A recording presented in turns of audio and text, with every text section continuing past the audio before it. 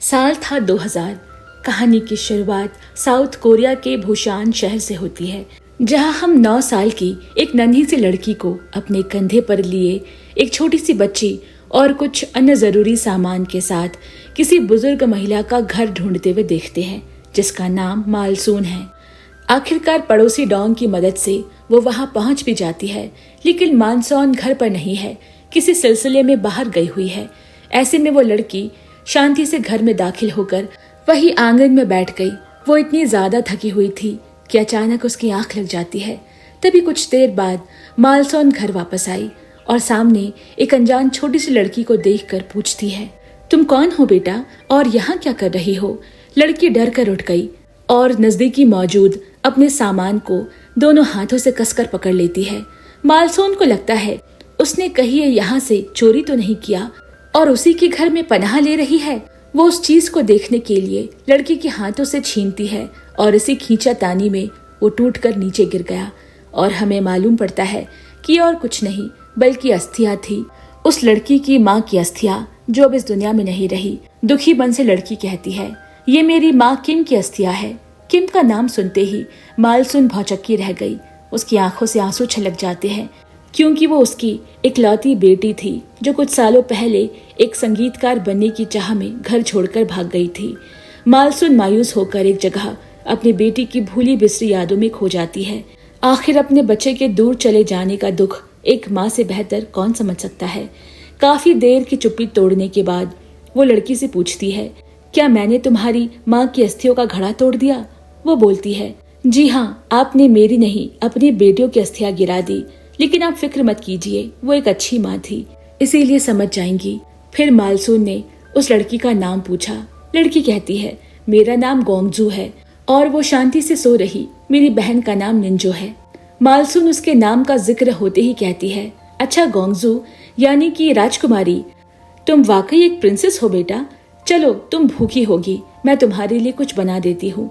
समझदार गोंगजू अपनी नानी माँ को इस उम्र में परेशान नहीं करना चाहती।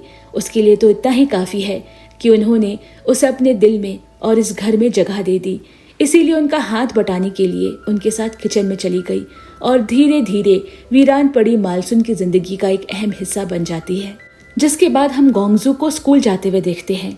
यहाँ टीचर पार्क उसे सभी बच्चों से मिलवाती है और लिम उसका सबसे पहला दोस्त बनता है, जो कहीं न कहीं उसे पसंद भी करता है।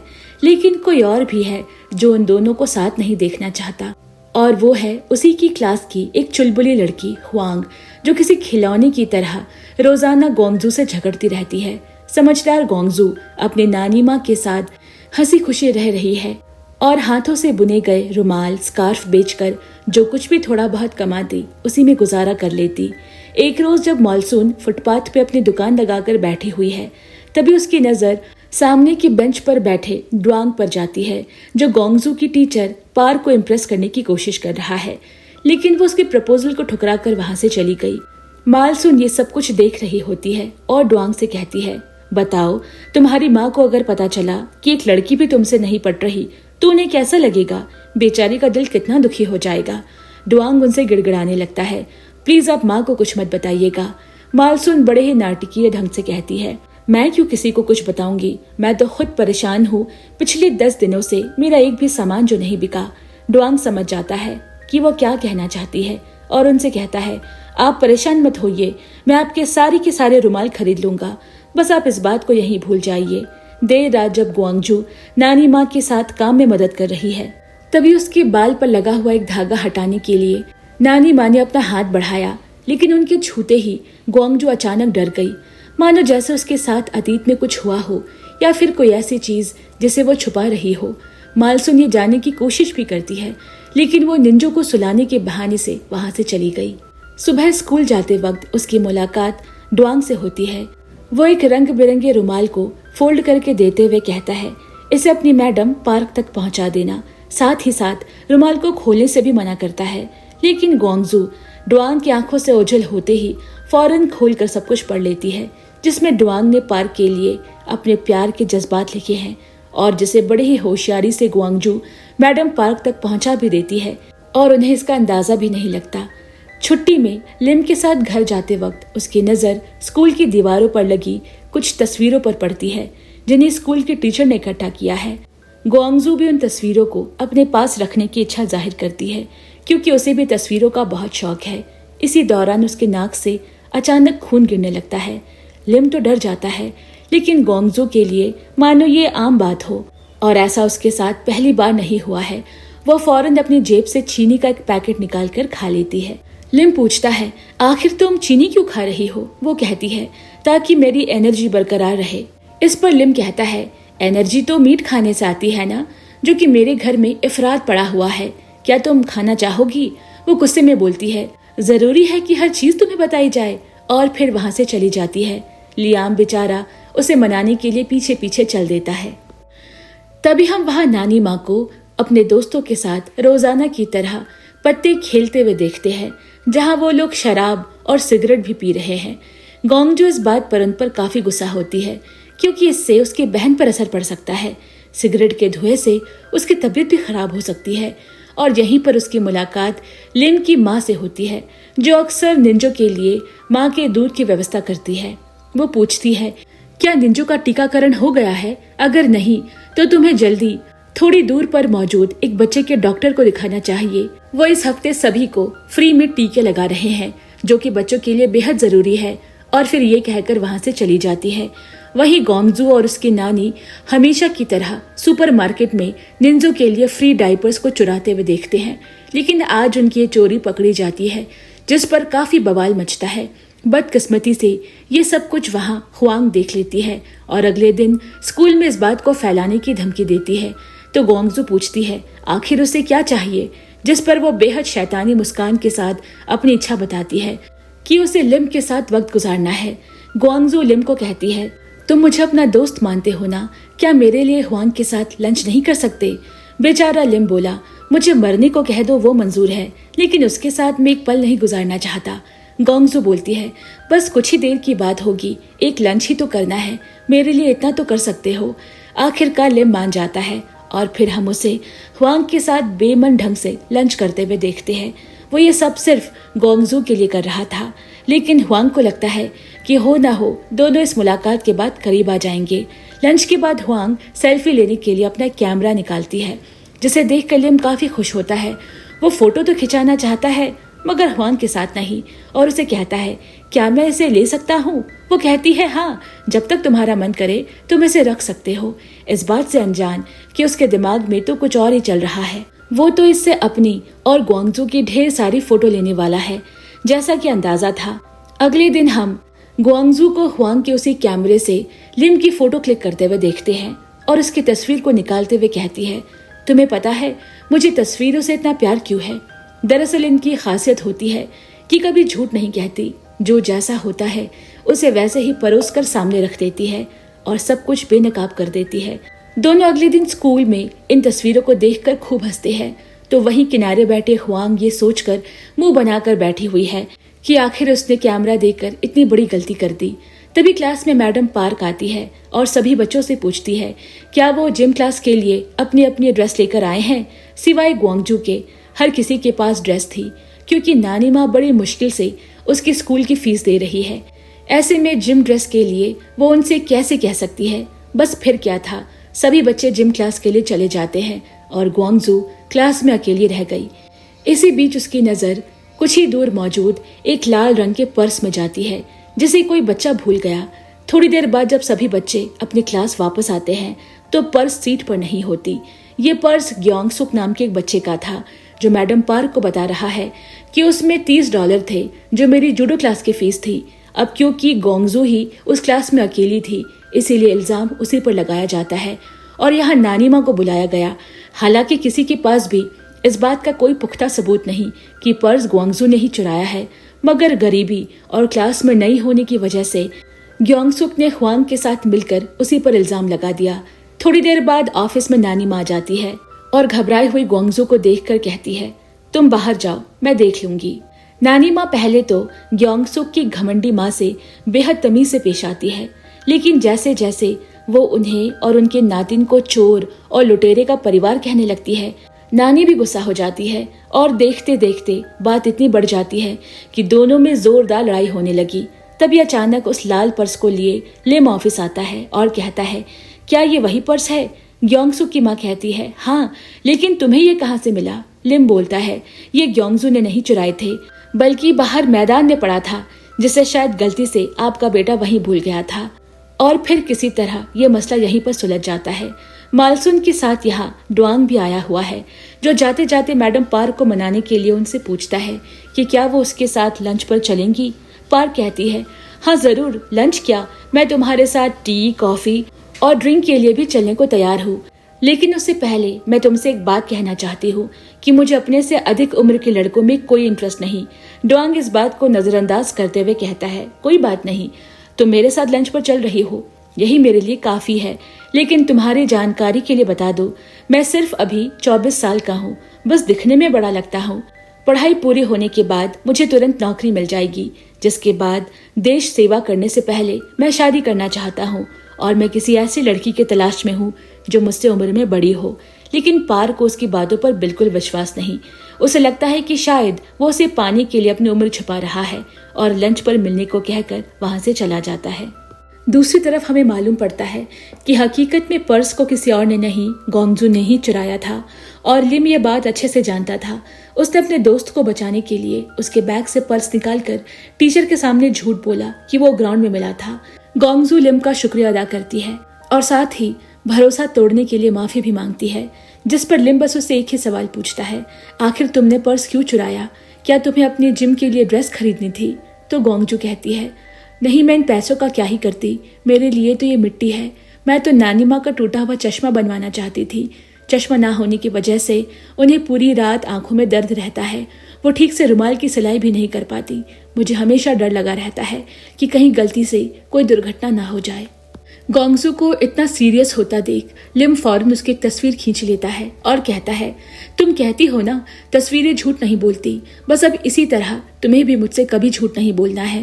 रात में अचानक टीवी की लाइट चली जाती है तो नानी माँ कहती है, ना जाने क्यों आज इतना बोरिंग सा लग रहा है, समय ही नहीं कट रहा और तुम्हें कार्ड भी खेलना नहीं आता। तो ग्योंगसू बोलती है, क्यों ना हम बेवकूफ बनाने वाला एक गेम खेले, जिसमें हम लोग अपना अपना एक राज बताएंगे और जो जिसे बेवकूफ बना लेगा वो जीत जाएगा। जिसके बाद गेम शुरू होता है और सबसे पहले ग्योंगसू कहती है, आपने मुझे निंजो की जो डायपर फेंकने के लिए कहा था, मैंने उन्हें फेंका नहीं बल्कि वापस से धोकर संभाल कर रख दिया और आपको बेवकूफ बना दिया। अब नानी माँ कहती है, तुम्हें पता है, इस टीवी की जोरदार आवाज के पीछे मैंने 2 बार फाट किया, लेकिन तुम्हें हल्का सा भी अंदाजा नहीं हुआ क्योंकि मेरा पेट खराब है। तो ग्योंगसू हंसते हुए कहती है, मैंने अपने पैर 2 दिनों से नहीं धुले। नानी माँ कहती है, और मैंने 3 दिनों से नहीं नहाया। घर का शांत माहौल अब हंसी मजाक में तब्दील हो चुका था। तभी ग्योंगसू बोलती है, शायद आपको पता नहीं होगा, मेरी असली माँ मेरी माँ नहीं है, आपकी बेटी मेरी सौतेली माँ थी। उन्होंने मुझे जन्म नहीं दिया। और ये सुनते ही एक बार फिर चारों तरफ सन्नाटा पसर गया। ग्योंगसू को लग रहा है कि उसने कितनी बड़ी गलती कर दी। मालसून कहती है, बेटा शायद तुम हार गई क्योंकि ये कोई राज नहीं है, मुझे ये सच्चाई पहले से पता थी। ग्योंगसू बोली, अगर ऐसा था तो आपने हमें अपनाया क्यों, हमारा इतना ख्याल क्यों रखा? तो नानी माँ कहती है, क्या तुम अपनी माँ से नफरत करती थी? वो बोली, हाँ, क्योंकि वो मुझे बहुत मारती थी, लेकिन पिताजी की मौत के बाद उन्होंने हमें बेघर नहीं किया। यही वजह है कि कहीं न कहीं वो मेरे दिल में आज भी है। जिस पर नानी माँ बोली, अगर ऐसा है तो तुम्हें मुझसे भी नफरत नहीं करनी चाहिए बेटा। मैं तुम्हें तुम्हारी इस गलती के लिए माफ कर रही हूँ। क्या तुम मेरी बेटी को उसकी गलती के लिए माफ कर सकती हो जो उसने तुम्हें इतना मारा पीटा? और हमें यहाँ मालूम पड़ता है कि आखिर उस रोज नानी माँ ऊन के धागे को हटाने के लिए जब ग्योंगसू के बालों की तरफ हाथ बढ़ाया था तो वो डर क्यों गई थी?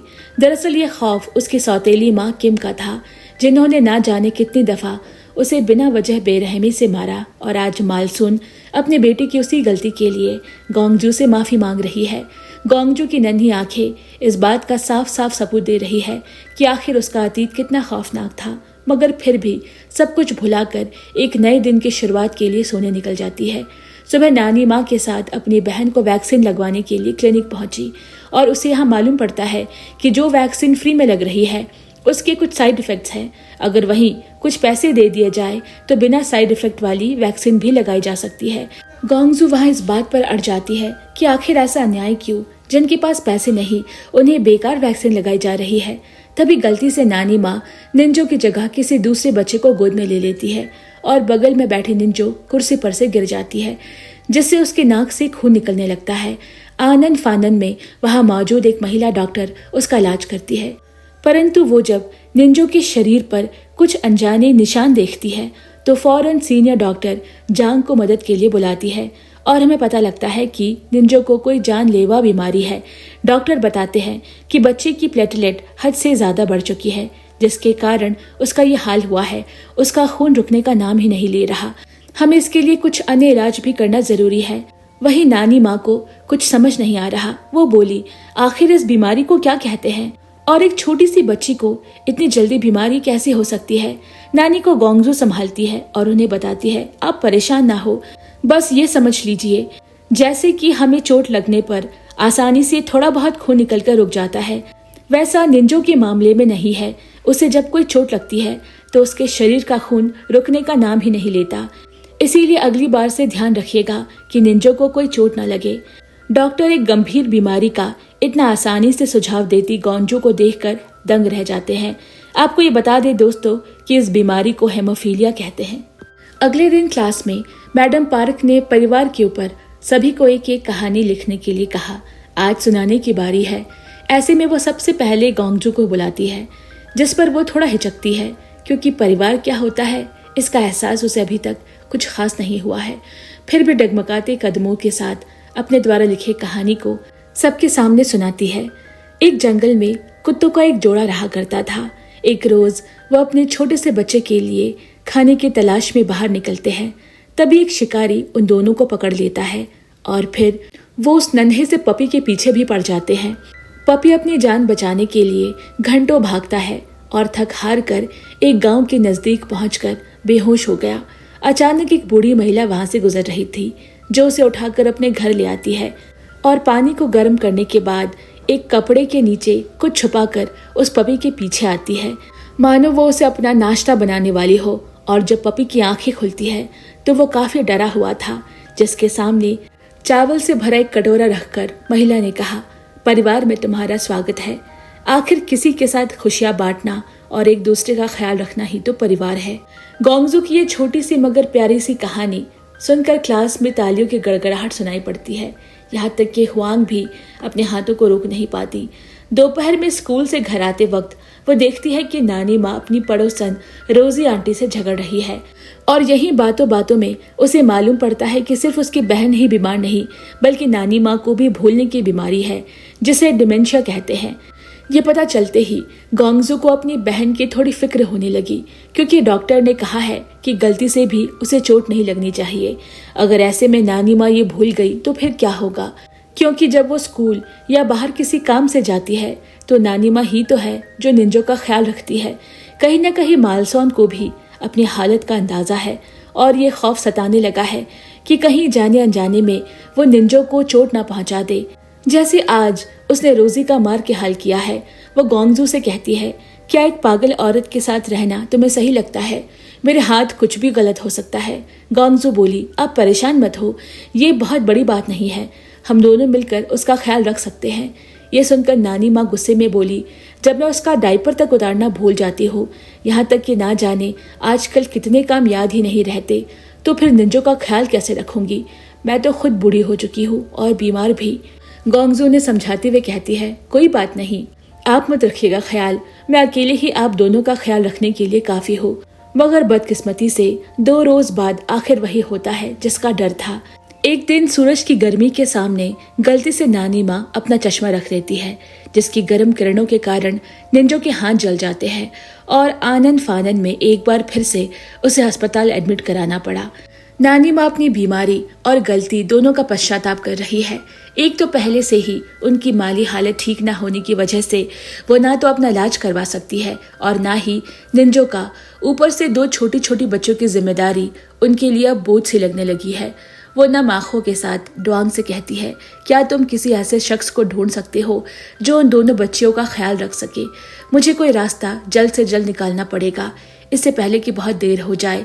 नानी माँ को अच्छे से अंदाजा हो चुका है कि अगर जल्द ही उनके लिए कोई दूसरा अच्छा परिवार नहीं देखा गया तो यकीनन उनकी गैर मौजूदगी में वो बच्चे एक बार फिर से अनाथ हो जाएंगे और तब ना जाने दुनिया उनके साथ कैसा सलूक करेगी। वहीं दूसरी तरफ डॉक्टर जांग को उस छोटी सी बच्ची निंजो की चिंता सताने लगी है। उनसे उनका दर्द देखा नहीं जा रहा। दिलचस्प बात ये थी कि जब कभी भी वो उसे देखते उन्हें अपनी बेटी की याद आ जाती, जिसकी मृत्यु कुछ दिन पहले ही बीमारी के चलते हो गई। दोनों पति पत्नी निंजो को गोद लेने के लिए तैयार थे। साथ ही साथ वो चाहते हैं कि अमेरिका के जोन्स हॉपकिन अस्पताल में उसका इलाज हो।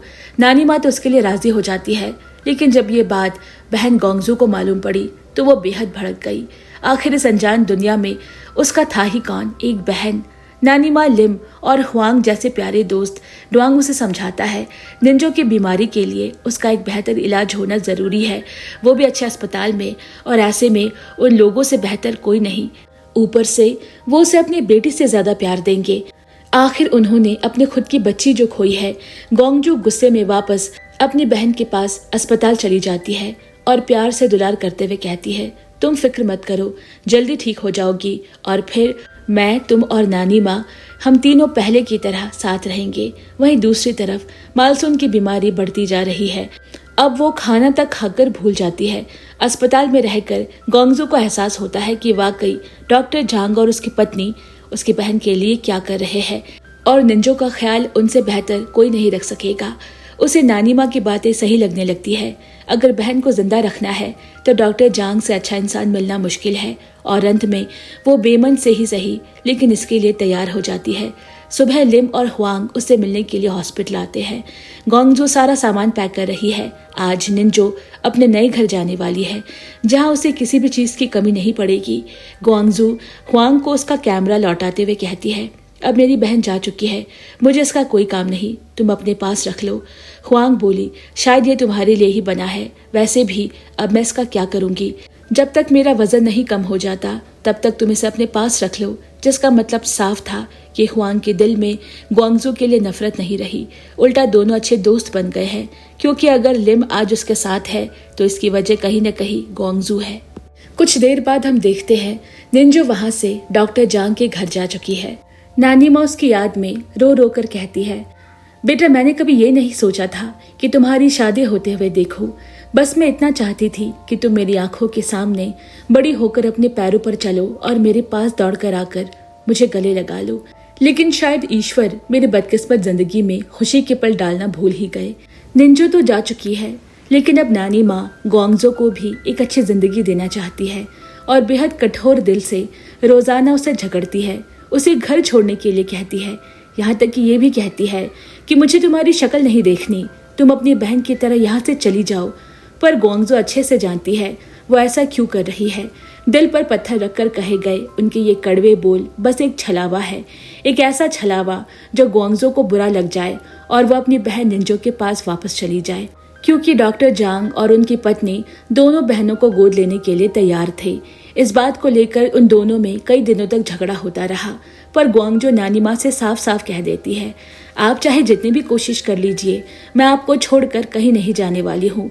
सारी कोशिशें करने के बाद जब नानी माँ थक गई तो एक रोज गोंगजू को अपने बाल धुलने के लिए कहती है, और जब गोंगजू उनके बालों पर शैम्पू कर रही थी तब वो बोली, बेटा तुम्हें पता है इस उम्र में मेरे लिए सबसे बड़ा दर्द क्या है?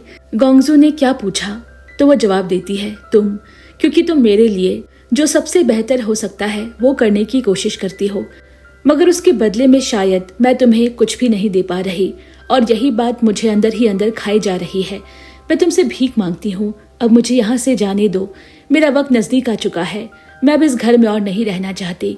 गोंगजू कोई जवाब न देकर उनके बाल धोती रही और फिर अगले रोज अपना सारा सामान पैक करके डुआंग के साथ नानी माँ वृद्धाश्रम के लिए निकल पड़ती है। अंदर एक कमरे में दुबक कर बैठी गोंगजू की आंखों से आंसू बह रहे हैं, लेकिन उसके अंदर अपने नानी माँ को अंतिम विदाई देने की हिम्मत नहीं है। उसे समझ नहीं आ रहा, जिन्हें वो छोड़ना नहीं चाहती, आखिर वो क्यों उससे दूर जाने की जिद करते हैं। पहले निंजो और अब नानी। एक ही हफ्ते में गोंगजू अपनी जिंदगी के सबसे बुरे दौर से गुजर गई। वो बिल्कुल अकेली पड़ गई। नानी माँ थोड़ी देर उसका इंतजार करती है और फिर उदास मन के साथ वृद्धाश्रम के लिए निकल गई। कुछ महीने बीत जाते हैं और हम गोंगजू को डॉक्टर जांग के घर पर देखते हैं। उन्होंने उसे न केवल गोद ले लिया बल्कि दोनों पति पत्नी उनका बेहद ख्याल भी रखते हैं। वो अपनी जिंदगी की नई शुरुआत कर चुकी है, लेकिन नानी माँ अभी भी उसके जहन में है और ये यादें एक बार फिर से तरोताजा हो जाती है जब सफाई करते वक्त अपने द्वारा खींची गई उनकी एक तस्वीर उसके हाथ लगी। वो फौरन उनसे मिलने के लिए वृद्धाश्रम पहुंची, जहां नानी माँ ऊपर अपने कमरे में नहीं होती। वो उन्हें ढूंढते ढूंढते बाहर पार्क तक जाती है और देखती है कि सामने एक बूढ़ी औरत एक रुमाल में कुछ बुनने में मगन है। उन्हें देख गोंगजू के चेहरे पर हल्की सी मुस्कान है, इस उम्मीद में कि वो उसे देखकर खुशी से झूम उठेंगी और कहती है, नानी माँ आप यहाँ हैं? मालसून पीछे मुड़ी और बोली, बेटा अपनी इतनी खूबसूरत आंखों से आंसू क्यों बहा रही हो? क्या तुम किसी अपने से बिछड़ गई हो? ये सुनते ही गोंगजू के जज्बात फूटकर बाहर आ जाते हैं। वो रोते हुए कहती है, मैं अपनी नानी माँ से बिछड़ गई हूँ। मालसून उसे गले लगाकर कहती है, रो मत, परेशान मत हो, मैं तुम्हारे लिए उन्हें ढूंढ निकालूंगी। वैसे मेरा नाम मालसून है, तुम्हारा नाम क्या है? जोर जोर से रोती बिलखती गोंगजू अपना नाम बताती है, जिस पर वो कहती है, ये नाम तो कुछ सुना सुना सा लग रहा है। इसका मतलब एक प्यारी सी राजकुमारी होता है। और फिर उसी गाने को गुनगुनाने लगी जो अक्सर गोंगजू अपनी छोटी बहन निंजो को सुलाने के लिए गाया करती थी, जिसके साथ हमें मालूम पड़ता है कि अब नानी माँ की याददाश्त पूरी तरह जा चुकी है। वो धीरे धीरे सब भूल बैठी है। इसके बाद हमें कुछ दिनों बाद का दृश्य दिखाया गया, जहाँ मिसेस जांग गोंगजू को बुलाने के लिए उसके कमरे में जाती है। लेकिन ये क्या, यहाँ तो वो थी ही नहीं। बिस्तर पर सारा सामान बकायदा अच्छे से समेट कर रखा गया है। साथ ही एक खत भी पड़ा है जिसमें लिखा था, इससे फर्क नहीं पड़ता कि मैं क्या सोचती हूँ। कुछ यादें हमेशा अनकहे मेहमानों की तरह दस्तक दे जाती है, जिन्हें रोकना शायद किसी के बस की बात नहीं। यहाँ मैं आप लोगों से बस एक ही गुजारिश करती हूँ कि मेरी बहन को खुश रखे, जिसके लिए मैं उम्र भर आप दोनों की शुक्रगुजार रहूंगी। इससे पहले कि मेरी नानी माँ सब कुछ भूल जाए, मुझे उनकी मदद करनी होगी। मैं उनके बाल धोऊंगी, नए नए कपड़े पहनाऊंगी, ताकि उनकी ढेर सारी तस्वीरें कैद कर सकूं और उन्हें इस बात का एहसास दिला सकूं कि अभी भी जिंदा रहने के कई मायने हैं। मैं उन्हें दुनिया की सारी मुसीबतों को बर्दाश्त करने की हिम्मत देना चाहती हूँ और एक ऐसी यादें संजोना चाहती हूँ जिसे कोई बीमारी चाह कर भी उनसे जुदा न कर सके। तब तक जब मैं एक बार फिर अपनी बहन से दोबारा नहीं मिल लेती। कई महीने बीत जाते हैं। नानी माँ अब चलने फिरने में असमर्थ है। हालांकि गोंगजू इस वक्त भी उनके बेहद करीब है। वो भी क्यों ना हो, जिस महिला ने उसे तब संभाला जब उसका अपना कहने के लिए दुनिया में कोई नहीं था। तो आखिर वो इतने बुरे वक्त में उनका साथ कैसे छोड़ दे। नानी माँ उसे धीरे से अपने पास बुलाती है और दबी आवाज में कहती है, क्या हम वो बेवकूफ बनाने वाला खेल खेले? गोंगजू फट से राजी हो गई। नानी माँ शुरुआत करते हुए कहती है, मैंने सामने वाली दराज में तुम्हारे लिए कुछ रखा है। गोंगजू देखती है, उसमें एक घड़ा है, बिल्कुल वैसा जैसा उन्होंने पहली मुलाकात में तोड़ दिया था। गोंगजू बोली, क्या आपको पता है, जब आप सो रही थी तो इतनी खूबसूरत लग रही थी। मैंने आपको 5 बार चूमा, आपको पता भी नहीं चला। आखिर मैंने आपको बेवकूफ बना ही दिया। नानी माँ उस दिन को याद करते हुए कहती है, एक रोज एक प्यारी सी राजकुमारी जैसी लड़की अपने कंधों पर एक छोटे से बच्चे को लेकर मेरे दरवाजे आई और कहा कि वो मेरी बेटी की बेटी है, जबकि मुझे पता था वो मेरा खून नहीं। फिर भी मैं काफी खुश थी, क्योंकि मैं पूरी जिंदगी अकेली रही, अकेली सोई और इस बेरंग जिंदगी को बस जीती चली गई। परंतु जब ईश्वर ने खुद मेरे दरवाजे पर 2 नन्ही परियों को खुशियों के रूप में भेजा, तो आखिर मैं खुश क्यों नहीं होती। परंतु मैंने अपने जज्बातों को हमेशा तुमसे छुपा के रखा और तुम्हें बेवकूफ बनाया। क्यों, सही कहा ना? गोंगजू बोली, नहीं नानी, इस बार आप हार गई, क्योंकि मैं हमेशा से जानती थी कि आप कितनी खुश हो और हमें कितना प्यार करती हो। नानी बोली, अब जो कि मैं हार गई हूँ, तो क्या मुझे हार का कर्ज चुकाना पड़ेगा? वो कहती है, हाँ, आपको मेरी एक कहानी सुननी पड़ेगी। और फिर वो वही क्लास में सुनाई एक कुत्ते के परिवार की कहानी दादी को सुनाने लगी, जिसे सुनते सुनते अचानक दादी माँ का शरीर ठंडा पड़ जाता है और वो धीरे धीरे आंखें बंद कर देती है। लेकिन जो नींद आज उनको लगी है, उससे वो अब कभी नहीं उठने वाली। गोंगजू की आवाज भी कहानी सुनाते सुनाते धीमे हो जाते हैं ताकि नानी माँ उठ न जाए। लेकिन जब उसे एहसास हुआ कि नानी माँ अब कभी दोबारा उसे राजकुमारी कहने के लिए नहीं उठेंगी, तो वो उन्हें पकड़कर जोर जोर से रोने लगती है और फिर कहानी कुछ सालों बाद चली गई, जहां हमारे सामने एक बेहद खूबसूरत लड़की खड़ी है जो कोई और नहीं गोंगजू होती है। वो देश की एक बहुत बड़ी फोटोग्राफर बन चुकी है और आज उसके कुछ मास्टरपीस का एग्जीबिशन लगा हुआ है। यहाँ उससे मिलने लिम और हुआंग भी आए हुए हैं। जी हाँ, बचपन का वही प्यार जो जवानी में साकार हो चुका है और वो दोनों अब एक दूसरे से शादी कर चुके हैं। फिलहाल वहाँ कई नामी ग्रामी हस्तियों का जमावड़ा है। मीडिया भी उनका इंटरव्यू लेने के लिए तरस रही है। कुछ वक्त बीतता है और एग्जीबिशन खत्म हो गया। सबके जाने के बाद गोंगजू दोबारा अकेली पड़ गई।